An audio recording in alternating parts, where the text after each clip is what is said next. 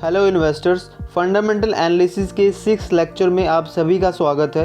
पिछली वीडियो में हमने बात की थी मैनेजमेंट एनालिसिस की, तो अगर आपने वो वीडियो नहीं देखा है तो पहले आप उस वीडियो को देख लीजिए। वीडियो का लिंक आपको नीचे डिस्क्रिप्शन में और ऊपर कार्ड पर मिल जाएगा। आज की इस वीडियो में हम क्वालिटेटिव एनालिसिस के बारे में बात करेंगे और जानेंगे सर्कल ऑफ कॉम्पिटेंस और इकोनॉमिक मोड्स के बारे में। अगर आप भी फंडामेंटल एनालिसिस का कोर्स फ्री में करना चाहते हैं तो आप हमारे चैनल को सब्सक्राइब कर सकते हैं। चलिए शुरू करते हैं आज की इस वीडियो को सर्कल ऑफ कॉम्पिटेंस से। सर्कल ऑफ कॉम्पिटेंस क्या होता है?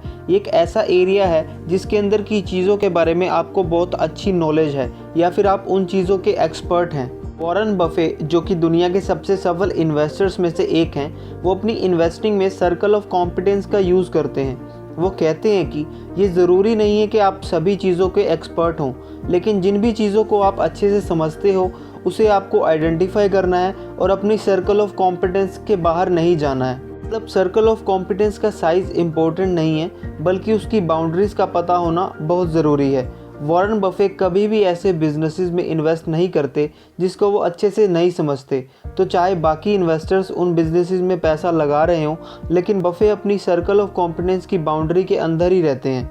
सर्कल ऑफ कॉम्पिटेंस बहुत ही आसान और सिंपल है।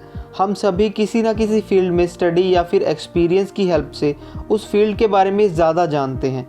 कुछ एरियाज़ ऐसे हैं जिसके बारे में सभी को नॉलेज होती है और कुछ ऐसे होते हैं जिनकी नॉलेज गेन करने के लिए हमें उसका एक्सपर्ट बनना पड़ता है।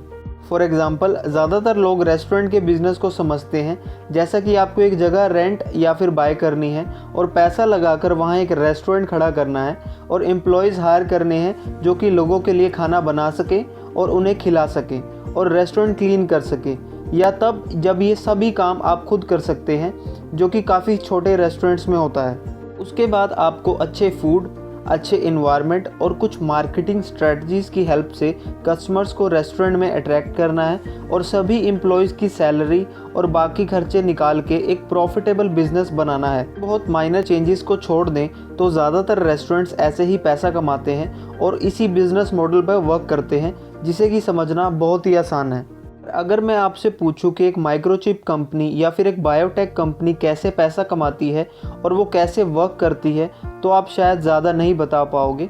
तो रेस्टोरेंट का बिज़नेस आपके सर्कल ऑफ कॉम्पिटेंस में आता है और आपको उसी में इन्वेस्ट करना चाहिए। ज़्यादातर इन्वेस्टर्स ऐसे बिजनेसेस में इन्वेस्ट करते हैं जिनके बिजनेस मॉडल के बारे में वो ज़्यादा नहीं जानते, इसी वजह से उन्हें लॉसेस झेलने पड़ते हैं। आपका सर्कल ऑफ कॉम्पिटेंस बड़ा हो सकता है, पर धीरे धीरे और बड़े लंबे टाइम के साथ। तब तक आपको डिसिप्लिन के साथ उन्हीं एरियाज़ में इन्वेस्ट करना है जिनकी वर्किंग से आप अच्छे से वाकिफ़ हैं। तो दोस्तों, आप जिस भी एरिया के बारे में ज़्यादा जानते हैं और उस फील्ड के बिज़नेस मॉडल और बिज़नेस कैसे पैसा कमाता है इसके बारे में नॉलेज रखते हैं, तो आपको उसी एरिया पर अपनी इन्वेस्टिंग का फोकस रखना है और धीरे धीरे अपना सर्कल ऑफ कॉम्पिटेंस को बढ़ाना है। अब बात करते हैं इकोनॉमिक मोड के बारे में। ये क्या होता है और इसे हम कैसे यूज़ कर सकते हैं। इकोनॉमिक मोड भी वॉरेन बफे का ही कॉन्सेप्ट है, जिसका यूज़ वो अपनी इन्वेस्टिंग के दौरान करते हैं। इकोनॉमिक मोड एक बिजनेस या फिर कंपनी की वो एबिलिटी है जिससे कि वो इंडस्ट्री की बाकी कंपनीज पर एक कंपेटिटिव एडवांटेज बना सकती है, जिससे कि उसके लॉन्ग टर्म प्रॉफिट्स और मार्केट शेयर दोनों बच सकें। अगर आप भी अपने पोर्टफोलियो में ऐसी कंपनीज रखना चाहते हैं जो कि बुरे वक्त में भी आपको अच्छे रिटर्न्स दे पाएँ, तो आपको इकोनॉमिक मोड फैक्टर का अच्छे से ख्याल रखना है।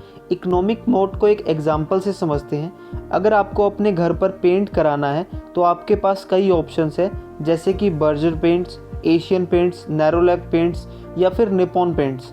अगर प्राइस में ज़्यादा फ़र्क ना हो तो आप कौन सा पेंट चूज़ करेंगे? मेरे हिसाब से ज़्यादातर लोग एशियन पेंट्स को चूज़ करेंगे। शायद उन्हें पेंट्स के बारे में ज़्यादा ना भी पता हो, लेकिन एशियन पेंट्स ने एक ऐसा मोड बनाया हुआ है जिससे कि बाकी कंपनीज कम्पीट नहीं कर सकती। हालांकि शुरुआती सालों में एशियन पेंट्स के पास ऐसा मोड नहीं था, लेकिन धीरे धीरे उन्होंने कस्टमर्स के बीच एक अच्छी और प्रीमियम ब्रांड इमेज बनाई है, जिसके चलते आज इन्वेस्टर्स एशियन पेंट्स के शेयर्स थोड़ी ज़्यादा कीमत पर भी लेने को तैयार हो जाते हैं।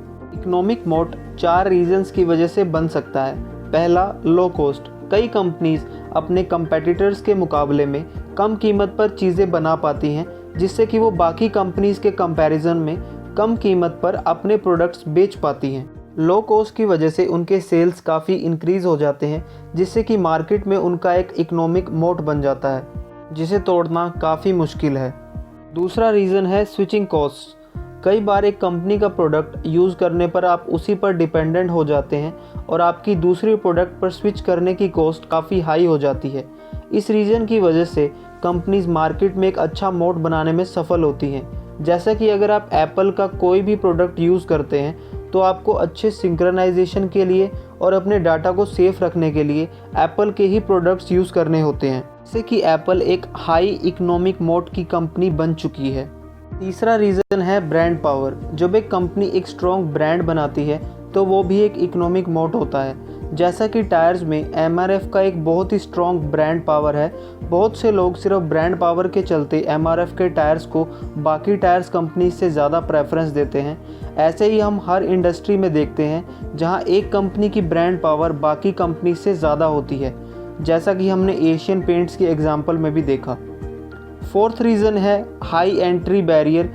कई बार एक इंडस्ट्री में एंट्री करना बहुत ही मुश्किल होता है, जिसके करके नई कंपनीज आकर कंपटीशन को बढ़ा नहीं सकती और उस इंडस्ट्री की कुछ गिनी चुनी कंपनीज ही मोट का फ़ायदा उठाती हैं। जैसा कि टेलीकॉम इंडस्ट्री में एंट्री करना आसान नहीं है, क्योंकि इनिशियल इन्वेस्टमेंट्स, गवर्नमेंट के रूल्स और बहुत सारे ऐसे बैरियर्स हैं जो कई नई कंपनीज़ को टेलीकॉम इंडस्ट्री में एंट्री करने से रोकती हैं। तो ऐसे में रिलायंस जियो और एयरटेल दो ही कंपनीज़ हैं जो मोट का फ़ायदा उठाती हैं।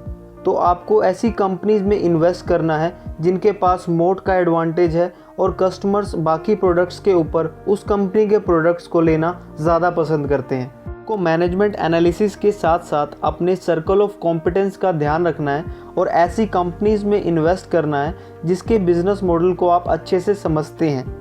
इकोनॉमिक मोड को एनालाइज करने के लिए आप अपने आसपास देख सकते हैं कि लोग एक कंपनी के किस ब्रांड को ज़्यादा यूज़ कर रहे हैं। क्या वो प्रोडक्ट बाकी प्रोडक्ट से सुपीरियर है या फिर अच्छे दाम में बिक रहा है, या लोगों के बीच उस प्रोडक्ट की ब्रांड इमेज के चलते उसकी सेल्स बढ़ रही हैं। इससे आपको ये पता लगेगा कि किस कंपनी ने मार्केट में एक अच्छा इकोनॉमिक मोड बनाया है और इस इकोनॉमिक मोड को बनने का क्या कारण है। आज की वीडियो में बस इतना ही फ्रेंड्स। आशा करता हूँ कि आप भी अपनी इन्वेस्टमेंट के दौरान अपने सर्कल ऑफ कॉम्पिटेंस और इकोनॉमिक मोड्स का ध्यान रखेंगे और ऐसी कंपनीज़ में ही इन्वेस्ट करेंगे जिनके बारे में आपको ज़्यादा नॉलेज है और इकोनॉमिक मोड्स जिनके फेवर में है। अगर ये वीडियो आपको अच्छा लगा तो लाइक का बटन दबाइए और चैनल को सब्सक्राइब कीजिए। अगले लेक्चर में हम बात करेंगे बिजनेस स्ट्रैटेजी और बिजनेस मॉडल के बारे में।